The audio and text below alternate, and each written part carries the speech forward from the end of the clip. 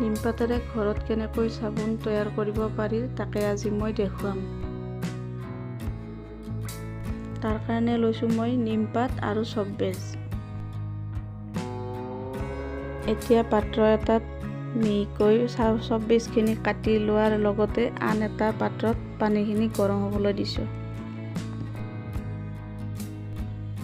আনফালে নিম পাতখিনি মিক্সিত পিচি চেকনিৰে ভালদৰে ৰসখিনি চেকি উলিয়াই লৈছোঁ। পাত্ৰটোত থকা চব্বেজখিনি গৰম পানী হৈ থকা পাত্ৰটোত বহাই দিম।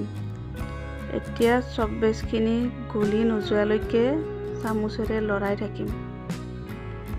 চব্বেজখিনি সম্পূৰ্ণকৈ গলি যোৱাৰ পিছত নিম পাতৰ ৰসখিনি মিহলাই দিম। 5 মিনিটমান লৰাই নমাই দিম।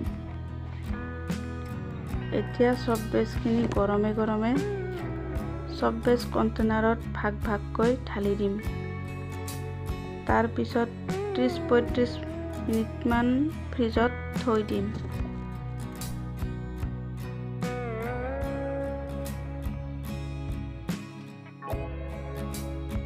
এতিয়া আমাৰ নিম চাবোনখিনি ৰেডি হৈ গৈছে।